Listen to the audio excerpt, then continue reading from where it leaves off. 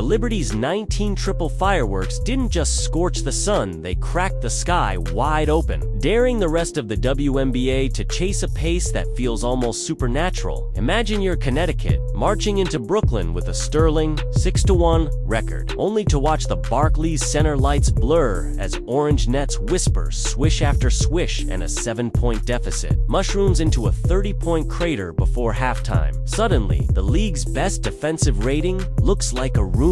The undefeated Liberty looked like they're hooping on a lower rim, and everyone from front office execs to rival all-stars wonders aloud whether a brand new dynasty has already hardened into fact. But the most unsettling question hides in plain sight. How much scarier can this group get once their growing pains are actually gone? It all began with a pre-game vibe that felt more finals preview than early June matinee. The Commissioner's Cup stakes had the sun locked in, yet New York's huddle was loose, almost giddy. Sabrina Ionescu later said she caught herself grinning because everybody looked wired like they gulped rocket fuel. Breanna Stewart, known for her understated smirk, shot a glance at Jonquel Jones that practically said, "Let's bury them early and see what happens." The opening tip ricocheted into Stewart's hands, and 4 passes later, Maureen Johannes drilled a corner triple so clean the net flinched but didn't move. On the next trip, Kayla Thornton blew by DeWanna Bonner, kicked to Sabrina, and the ball began its parabolic descent before the defender even turned around. 2 possessions, 2 threes. 6-zip start. Connecticut called time, but the Liberty jogged to the bench laughing, as if they were up 60, not 6. The moment felt tiny then. By night's end,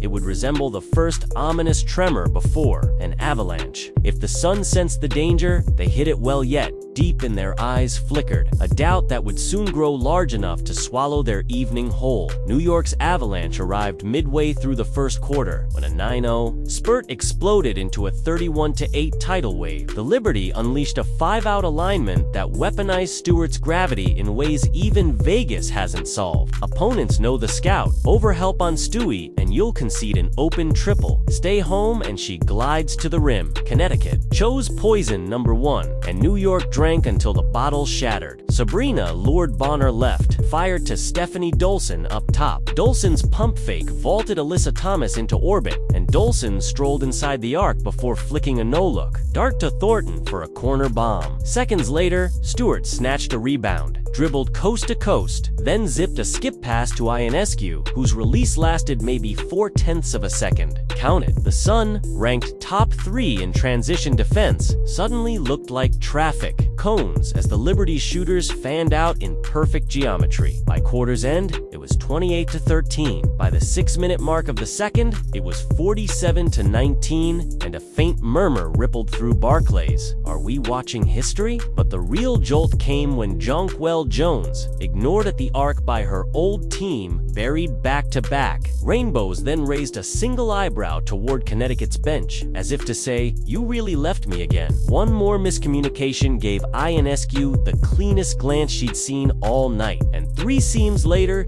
the scoreboard flashed 52-19. From the seats, felt like the Suns' will had been yanked out of their chest, a brutal feat, given how tough Thomas and Bonner usually grind. But the cruelest twist was still on its way. The cruelty took shape in New York's bench unit, a group that plays with the ego-free violence of sharks in shallow water. Maureen Johannes, who already owns the most GIF-able passes in Europe, shredded the Suns' second unit with a series of yo-yo dribbles into step-back flamethrowers. Leonie Fiebich, the 6'4" German wing newly called up on a hardship contract, nailed to left-wing threes that never grazed iron, then entrotted Niera Sabali, who pinned one Sun layup against the glass, sprinted out, and hit a pick-and-pop splash that pushed New York to 15 made threes with 4 minutes left in the third. Quarter 15, Connecticut's entire roster, by that stage, had 14 total field goals. The broadcast camera cut to Stewart covering her face to hide a grin, and someone on press row whispered they could actually hit 19 again. Even the arena DJ, sensing the absurd, queued up a remix of Surf Crazy every time the ball left a Liberty shooter's fingers. That track didn't fade much, watch because the ball seemed magnetized toward the net. Still, the night's most ruthless sequence hadn't transpired yet, and by the time it did, the Suns' frustrations would bubble over in ways the post-game stat sheet cannot capture. Connecticut's unraveling started with Alyssa, Thomas's grimace on an awkward Euro step late in the third. She'd entered nursing a tight calf that the team insisted was a minor precaution, but when she limped into a timeout down 37, the training staff's eyes told the real story. Meanwhile, Bonner, who entered averaging a breezy 19, clanked a transition pull-up so hard it ricocheted all the way to half court, where Ionescu scooped it Andor so it felt immediately hoisted another bomb from the logo. That shot kissed nothing but oxygen and nylon. The Liberty bench popped like a fireworks stand. On the other side, Bonner slammed her hands on her knees, muttering words camera mics couldn't catch. The possession after, Stewart poked the ball. Free Jones chased it, saved it behind her back mid-dive, and Johannes Rabbit hopped into the frame to drill 3 number 19. Barclays detonated. The PA announcer's voice cracked. Sun coach Stephanie White folded her arms so tight her nails left impressions in her sleeves, then subbed out almost the entire starting 5 at once. Yet the bleeding wouldn't stop, because the Liberty reserves were still in full-throttle audition mode for bigger playoff minutes. That's when a reporter courtside overheard Connecticut's huddle erupt in finger-pointing nothing violent, but enough to paint a picture of a group no longer rowing in sync. The rift stayed inside the lines, but league insiders would spend the next 24 hours texting agents about potential trade targets. And that buzz fed the next narrative wave, the blowout's final. Margin -40-8 landed as the second largest in league history, just behind Minnesota's 59-point evisceration of Indiana back in 2017, yet records sometimes distort how a moment feels. This one felt heavier than numbers. When the final horn sounded, Liberty players tapped fists and strolled into the locker room chest-bumping to Rihanna as if they'd merely finished a Tuesday shoot-around. The crowd lingered longer than usual, processing what they'd witnessed. Twitter turned savage within seconds. Memes of Stewart wearing Thanos' Infinity Gauntlet, Ionescu photoshopped wielding Thor's hammer, Connecticut recast as cartoon ashes blowing in the wind. ESPN's late-night panel devoted an entire segment to whether New York has rendered the season predictable, a word analysts dread because it punches engagement metrics in the gut. Meanwhile, Vegas coach Becky Hammon, speaking after her Aces squeaked past Seattle, admitted she kept one eye on the out-of-town scoreboard and just shook my head. She said it with a laugh, but under the chuckle, hide the nerves of a defending champion sensing genuine peril. The league's broadcast partners privately cheered. The THOWs never felt more like appointment viewing, yet deep inside those, ratings calls lurked a question none of the execs could answer. Will the blowouts chase casual fans away, or lure them in the same way early 2010s Warriors games did, where folks tuned in mostly to gasp at the Avalanche? Only the next few weeks would tell, and the schedule delivering Liberties is on June 15th suddenly loomed like a summer Super Bowl, but one ingredient could still change everything invisible for now, waiting in the wings. That invisible ingredient is fatigue, the inescapable boogeyman of title hunts and Olympic summers alike. Stewart and Jones both logged north of 30 minutes per night last postseason, then spent a grueling winter hopping continents for endorsements and national team obligations. Assistant coach Olaf Lang, the mastermind behind New York's new deep range obsession, has built an analytics model that claims more threes actually reduce wear and tear because players sprint less in half-court sets. It's clever math, but old-school trainers raise eyebrows. More jumps means more landings, more chance for stress injuries. Front office sources whisper that GM Jonathan Kolb keeps a minute monitor app open courtside, pinging Brondello if Stewart sneaks past the predetermined threshold. Yet Kolb's phone reportedly remained silent during this massacre. Stewie sat the entire fourth quarter while the bench carried the record chase. Still, nothing about the upcoming Olympic camp schedule is negotiable, and the Liberty's depth chart tilts heavy toward players bound for national duty. Rest turns scarce. Could the hot hand calculus falter? Rival execs cling to that hope like a lifeline. Remember, Vegas looked invincible last May before Asia Wilson's minor hip tweak coincided with Chelsea Gray's foot flare-up. By August, they were mortal. New York knows that cautionary tale by by heart, so the champagne vibes from Sunday night share space with a silent undercurrent of anxiety, and the interplay between jubilation and dread could define the next 2 months of WNBA gossip. Most fans don't see that tension, but the Sun sure felt the aftershocks on their team bus home. Those aftershocks rattled Connecticut to its core. Multiple reporters spotted Alyssa Thomas gripping her calf with an ice wrap the size of a Thanksgiving turkey. Bonner skipped media altogether, drawing a fine. Inside sources say Thomas, notoriously stoic, tossed her warm-ups in frustration and muttered about not wasting my prime on excuses. A day later, a fringe rotation guard whose name leaked on transaction wires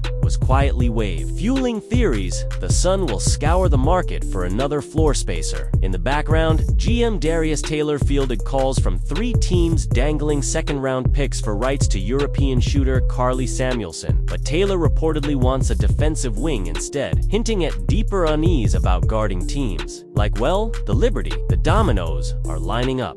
Should a mid-season blockbuster materialize, this 48-point humiliation will be cited as the ignition spark, the scar that bled until roster surgery became inevitable. And yes, the Liberty pay attention. Winning by 48 also paints a target across your chest, Stewart told reporters. We love the bullseye, yet seasoned vets know that envy curdles into ankle-grabbing defense in playoff time. Today, the Liberty strut. Tomorrow, some desperate underdog may dive at every loose ball like their mortgage depends on it. Fear breeds chaos, and chaos can flip championships. But as of now, the Liberty appear comfortable living in the danger zone, almost addicted to the adrenaline rush that comes from flirting with history every night. The next evidence of that addiction arrives in less than 2 weeks, and nobody inside the locker room pretends otherwise. Because while the Sun limp back to Uncasville, the Liberty spend practice tinkering with new wrinkles. Stewart at small forward next to Niera, Sabali, and Jonquil Jones. A supersized look that still preserves 5-out spacing thanks to Jones's willingness to roam beyond the arc. A fire ice pick-and roll where Johannes loops behind Ionescu as an automatic outlet, and a malicious new zone press called Storm Surge that unleashes Thornton as a free safety ball hawk. Coaches tested it for 3 possessions against Connecticut. Forced 2 turnovers and a fumbling shot clock violation. Imagine those wrinkles fully polished by June 15th when the Aces roll in. Vegas prides itself on pace, but the Liberty spacing might yank Wilson away from the paint. That happens, expect Sabrina to carve the mid-range like a sushi chef, and if Kelsey Plum overhelps, Johannes will ghost to the corner where her release takes half the time of a blink. The chessboard wobbles, league scouts salivate, fans bookmark their calendars, yet the cruelest twist is that New York could be even more lethal once the ever-quiet Kayla Thornton heats up. She's shooting just 31% from deep so far, a number that feels destined to normalize. If it climbs to league average, defenses may have to abandon help entirely, leaving one-on-one matchups across the floor, a scenario Stewart devours for breakfast. And in that scenario, every Liberty possession could morph into a choose-your-own nightmare. But the scariest data point might not even involve points. That data is the Liberty's turnover percentage, in unsightly 18.3%, middle of the pack.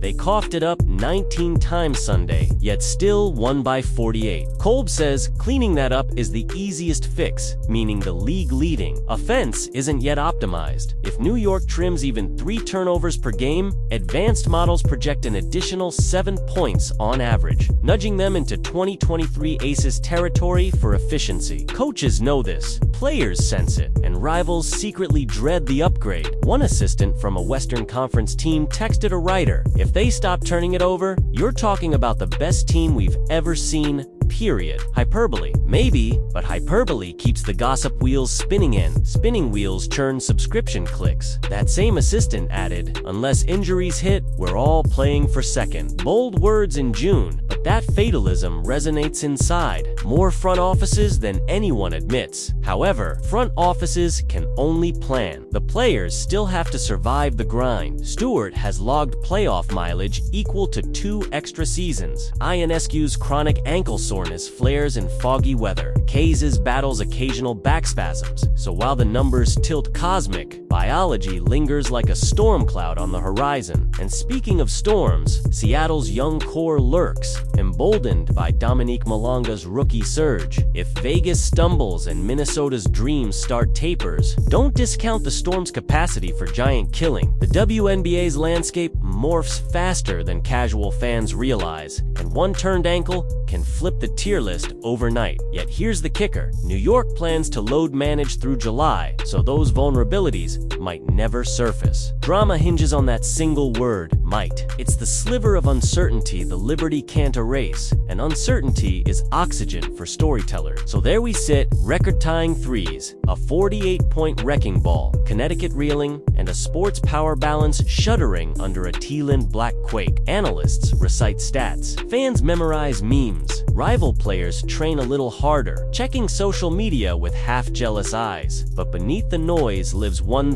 thunderous takeaway. The Liberty didn't just win a game, they established a psychological chokehold the way the 2015 Warriors did when Steph Curry walked into tunnels mid-shot. The way Diana Taurasi once stole. Crowds on the road by jawing with hecklers while draining daggers. New York unveiled a brand of basketball so breezy it borders on surreal, yet so precise it borders on cruel. And that cocktail lingers in opponents' minds longer than ankle stiffness or scoreboard shame. Nights like this don't vanish. They echo, they fester, they drive trade calls at weird hours, and when Connecticut and New York collide again in late July, those echoes will ricochet off every rim, fueling grudges that make great theater. Meanwhile, the Liberty strolled toward their looming clash with Vegas, humming Rihanna under their breath. Cameras tracking every wink and fist bump. Will fatigue undercut their swagger? Will a surging Lynx club wield enough grit to drag them into muddy fourth quarters? Will Connecticut's rumored roster shakeup birth a revenge narrative no one saw coming? The only certainty is that the Liberty awakened a league-wide fear. Once sparked, rarely burns out quietly. Keep your notifications on, because if 19 threes are the new normal, the next thunderclap could rewrite the record book again before you've even caught your breath. Fuentes.